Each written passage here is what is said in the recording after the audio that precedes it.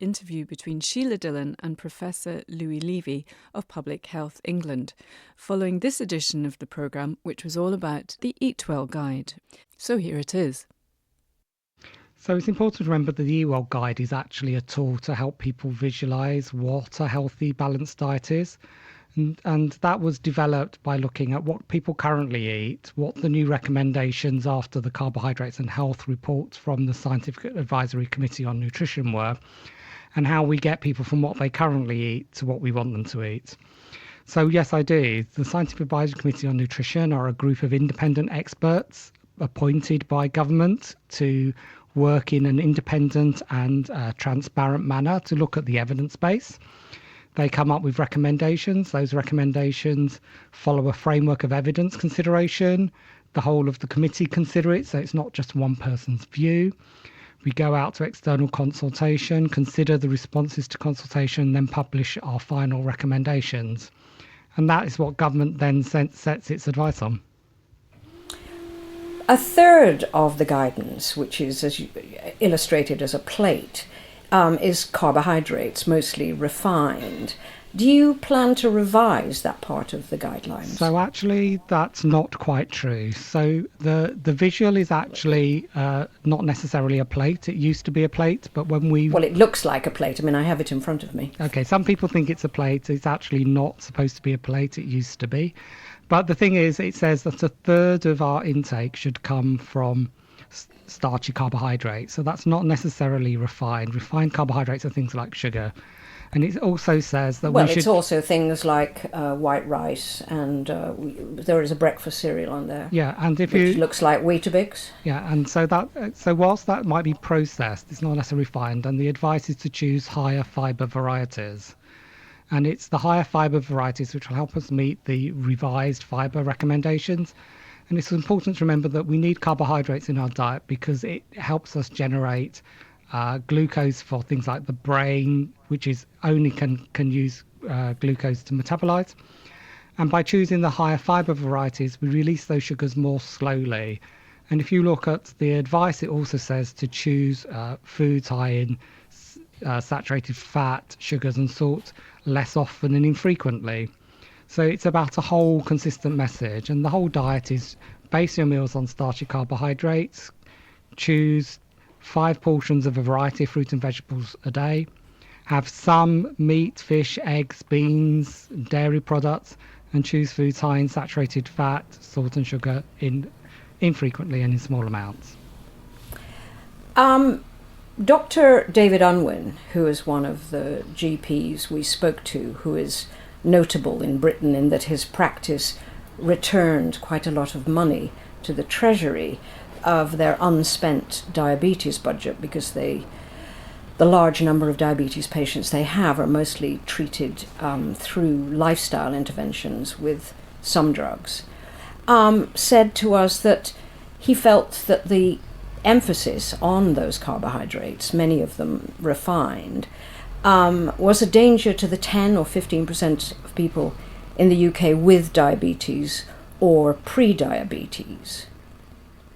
So David has had a lot of success with his patients in helping them to reduce their weight by going on a diet that doesn't fit with the Eatwell Guide. The Eatwell Guide is for people who are generally well and don't necessarily considers the ill health conditions. But when SACM reviewed the evidence on carbohydrates and health in 2015, I indicated that they saw no association with type 2 diabetes or cardiovascular disease when they looked at the totality of the evidence.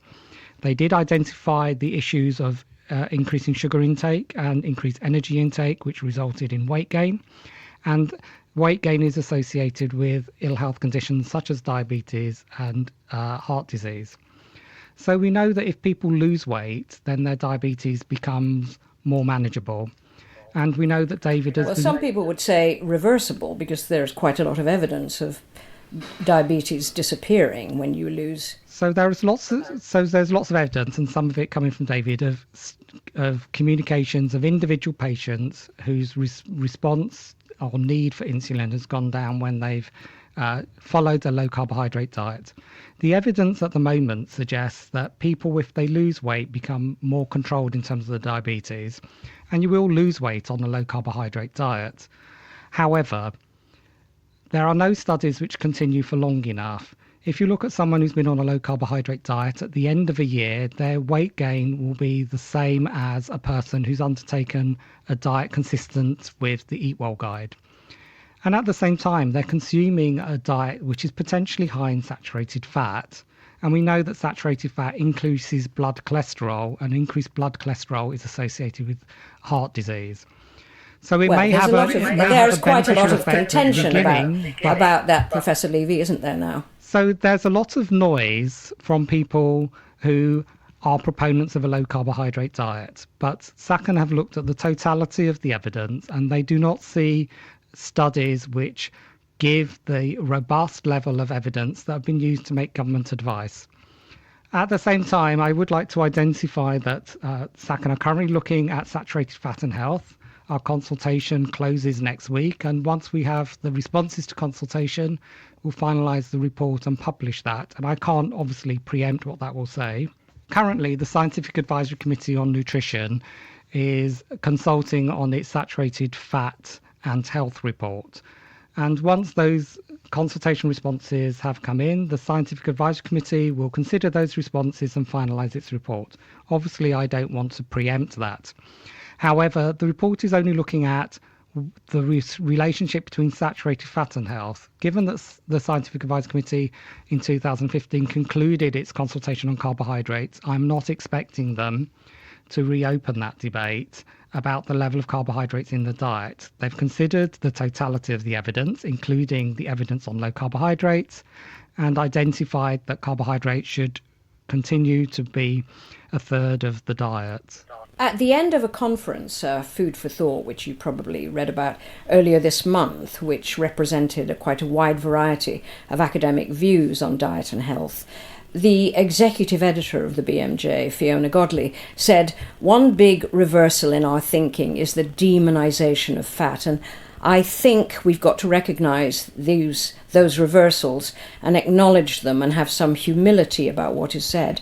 And I think that the humility must extend to guidelines." So government advice is based on the totality of looking at all of the evidence. People have the opportunity to give us the evidence if they think we've missed it, and if it meets the inclusion criteria for the reports, then it will be included and considered.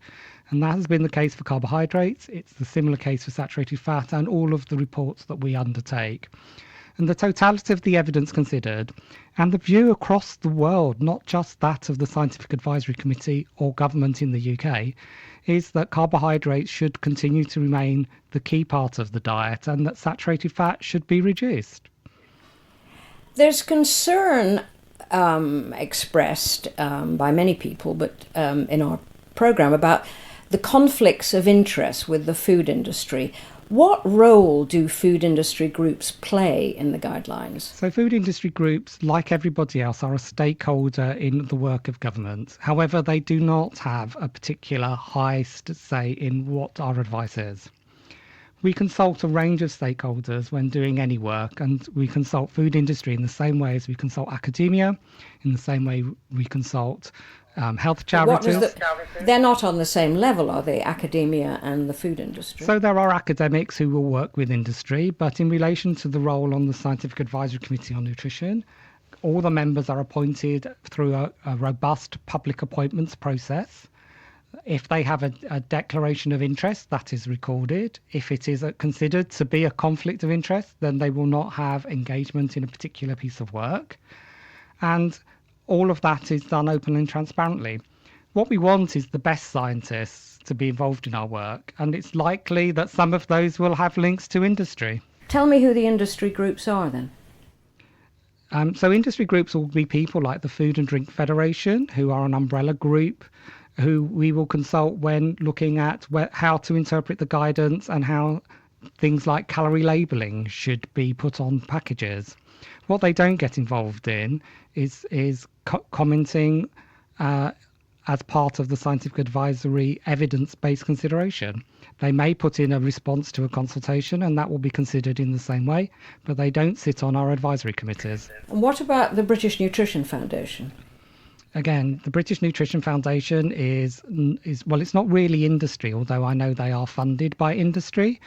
But they try to take an arm's length view of that. They do not sit on our advisory committees. They may be involved in some of our reference groups where we're trying to gain views from stakeholders in the same way as health charities will be. And we equally have lay people to ensure that we are taking appropriate views into account. I mean, an outsider might say if the Eatwell plate as it used to be and the guidelines as it is now have been so great, why are we in the health mess that we're in? We get fatter and sicker by the year. So that's really an interesting thing. The real thing about the Eatwell Guide is it's there to help people understand what a healthy diet is. What it won't do is make you eat it. The difficulty we have in the UK is that people aren't eating a diet consistent with the Eatwell Guide, and we know that from our National Diet and Nutrition surveys.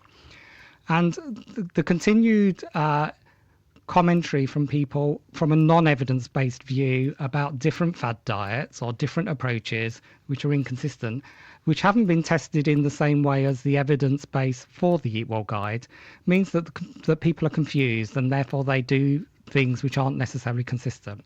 We have a long way to go. We do need to do a lot of work on obesity, and the Childhood Obesity Plan, Chapter 2, which was announced recently, is trying to take a robust approach and trying to help people achieve that through doing a range of work, not just looking at what the recommendations are. But what we need to do is people to give a consistent message and help people eat a diet consistent with the Eatwell Guide, and then we will see some improvement. Their recent study of 19 European countries that was published in Public Health Nutrition shows that the UK households on average eat over 50% of ultra-processed foods and foods made up of extracts and additives and so on. And it measured how this correlates with obesity levels in each country. Do you think the Eatwell guidelines are the best way to move us from this sort of food, which seems to be seriously damaging our health? So I don't really want to talk about the definition of ultra-processed food because even bread and cheese, which the paper suggested we did eat, are processed.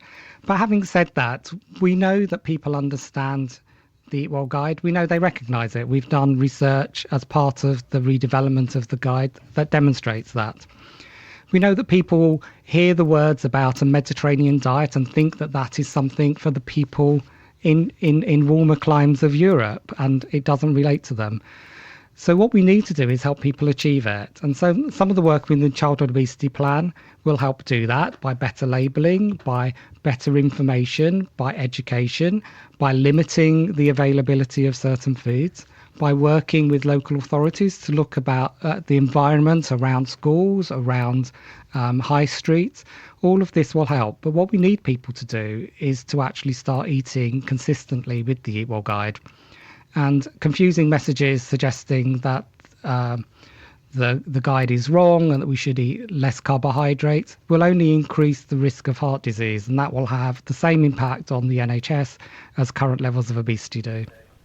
I mean, I've been a food journalist for quite a long time now, and when I came into this business, we were being told to eat margarines that were high in trans fats, and that has quite rightly been, scientific evidence has been used to change that advice.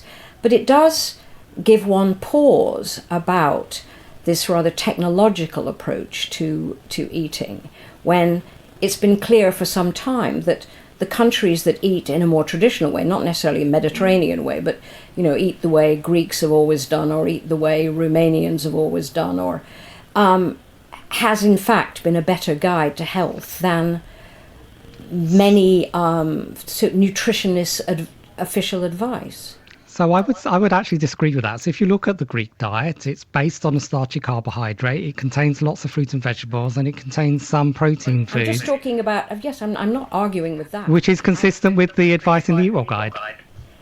Well, I don't think there's a lot of Weetabix eaten in Greece, but the point I'm trying to make is that cultural traditions have in general been a better guide. We would have stayed away from very harmful things such as margarine.